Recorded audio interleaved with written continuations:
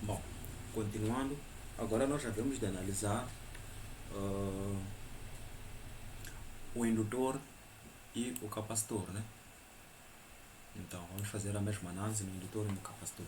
Então, neste caso, para indutores e capacitores, tu viste que nestes casos eles não estão a gerar, eles estão a se opor sim à passagem da corrente elétrica. Como é que eles se opõem à passagem da corrente elétrica?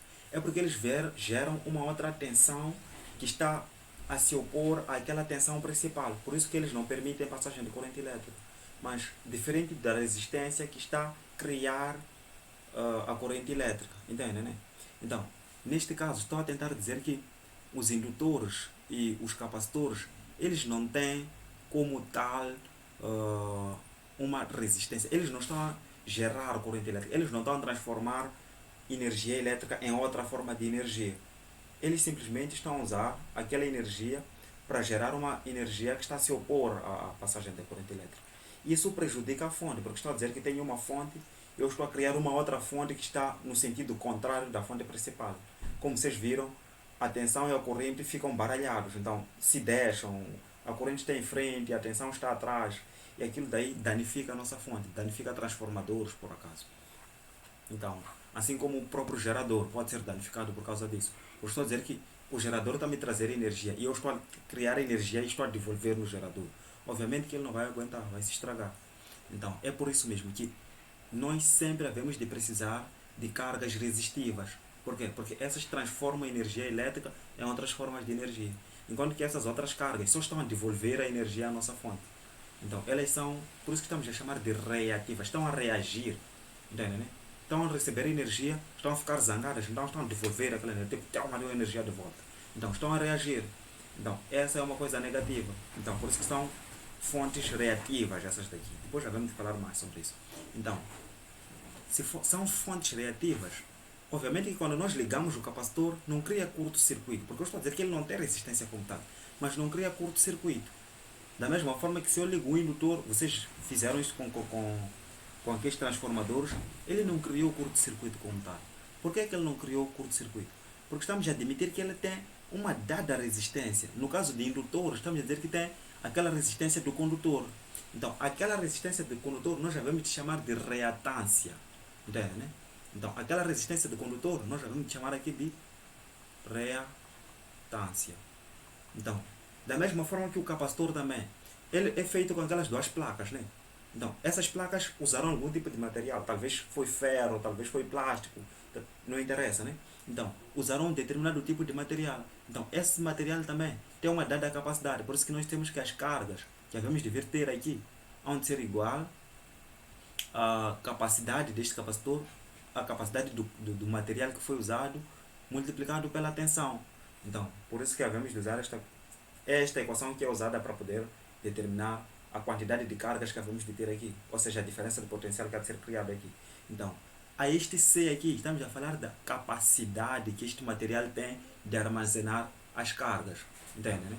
Então, isto aqui estou a retirar porque não é muito relevante para nós. Então, estamos a falar da capacidade. Então, a esta capacidade do capacitor também a ter o mesmo nome, reatância. Então, reatância, estamos a dizer que é a capacidade que os indutores e capacitores têm de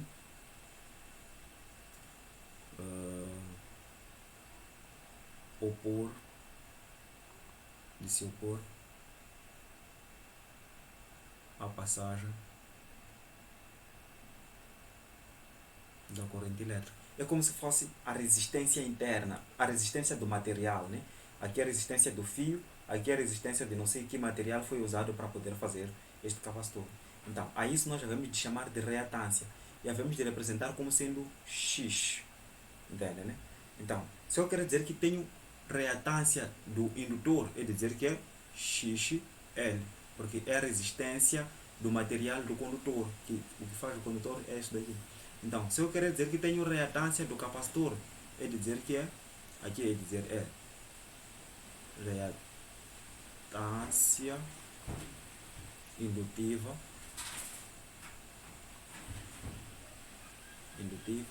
então quando eu tiver XC a ser reatância capacitiva. Então, esses são conceitos bem importantes que vocês devem saber. Como é que nós devemos de encontrar o valor dessas reatâncias? Esses valores devemos de obter quando nós estivermos dentro da fonte de corrente contínua. Então, esse X há de ser igual, XL há de ser igual a J ômega L. Então, esses dados aqui, esse valor J ômega L é obtido com base nas conversões, nas derivações daquelas equações relacionadas a capacitor e as equações relacionadas a indutor.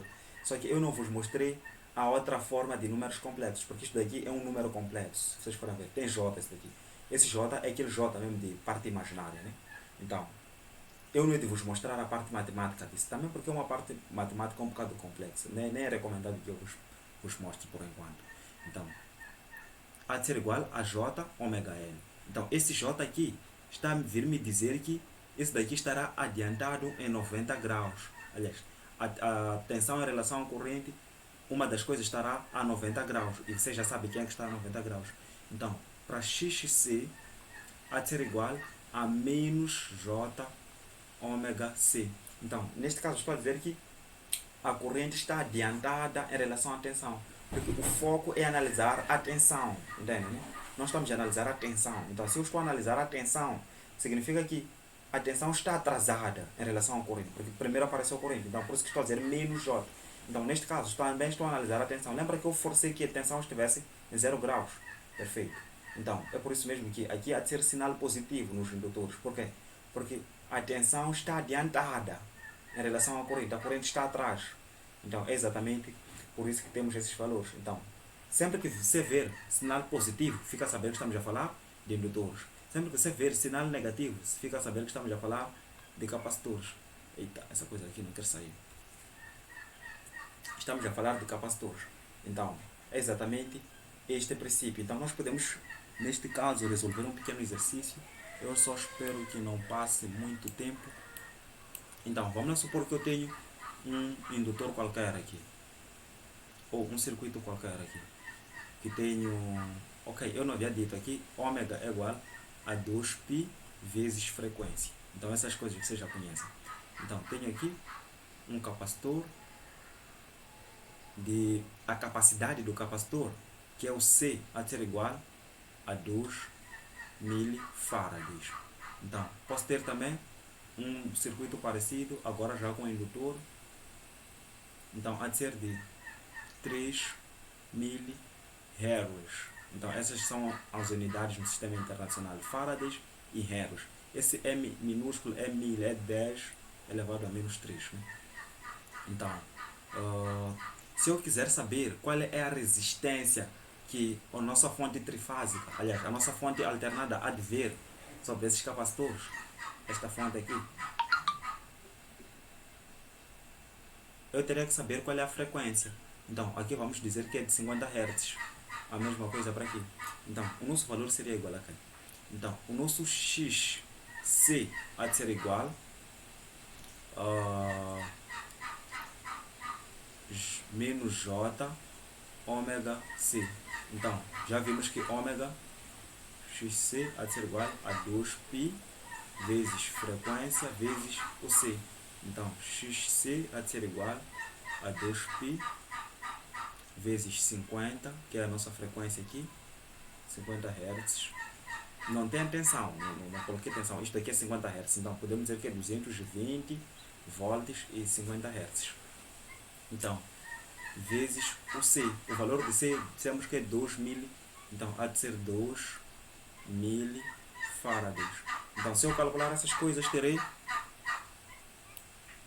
Deixa só puxar a calculadora aqui.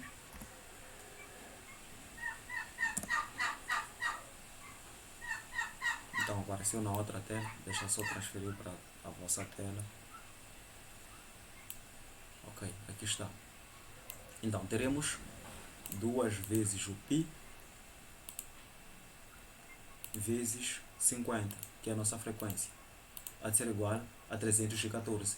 Então, há de ser 314 multiplicado por 2 vezes 2. Há de ser igual a 628. Então, o nosso XC há de ser igual a 628 mil ohms. Ohms porque estamos a dizer que isto daqui é como se fosse resistência intrínseca, né? A resistência do material do capacitor. Então, por isso estamos a representar em ohms. Então, há de ser 628 mil ohms. Então, o mesmo cálculo nós poderíamos fazer para o nosso indutor. Então, há de ser XL, que é igual, aqui é menos J. Menos J 628. Então, aqui XL há de ser igual a J positivo, ômega L. Então, XL há de ser igual a 2π vezes frequência vezes L. XL há de ser igual a 2π vezes 50 vezes o L há de ser 3.000 euros. Então, você tem que tentar aprender a usar essas coisas de potenciação, né? Então, neste caso, vamos dizer que é 314, já havíamos encontrado o valor multiplicado por 3. Há de ser igual a 924. Aliás, 42. Então, XL há de ser igual a J 942. 1000 ohms, porque nós não havíamos convertido, então há de manter da mesma forma, 1000 ohms. Então, essas será a resistência interna vista pela nossa fonte alternada. Então, do capacitor e do indutor. Então, é importante que você saiba que isso daqui estamos a falar de reatância. Então, esta é a reatância capacitiva, esta é a reatância indutiva. Mas veja que esses dois são praticamente os dois da parte imaginária. E você já aprendeu na forma retangular que parte imaginária soma-se entre si e a parte real também soma-se entre si. Mas esses dois são coisas imaginárias. Por isso mesmo que eles não geram corrente elétrica, porque só estão na nossa cabeça. Então, nós não podemos ter uma corrente elétrica gerada por uma coisa que está na nossa cabeça, né? Então, nós podemos fazer um circuito que engloba os dois. Então, eu posso fazer um circuito equivalente aqui. Posso dizer, tenho aqui um capacitor, depois tenho aqui aquele indutor com os mesmos valores, né? Só para não perdermos tempo. Então, essa é a nossa fonte alternada de 50 Hz. Já vimos que é de 220 volts, né? Então, aqui já vimos que nosso XC há de ser igual. Eu posso escrever simplesmente, porque já está escrito aqui que é capacitor, né? Posso escrever menos J 628 mil ohms. E para este caso eu posso dizer que é J 942 ohms. Então, sempre que vier em ohms, o vosso valor vier em ohms, significa que já foi feito este cálculo. Porque só há de ser em ohms quando for reatância. Quando ser capacitância só, capacitor só, há de vir o valor em faradays. Entende, né? Então, sempre prestar atenção. E sempre que vier J também, significa que já passou de cálculo. Então, você não precisa calcular novamente. Então, neste caso, já me deram as coisas calculadas. Então, eu não ia de calcular. Mas se tivessem me dado esses dados, 2 milifarads e aqui 3 milihenros, aí teria que calcular para encontrar esses valores. Então, esses são os valores da resistência do capacitor e do indutor, que chamamos de reatância. Então, é exatamente isso. É de parar a aula por aqui, já tem 14 minutos, e é de dar continuidade na próxima.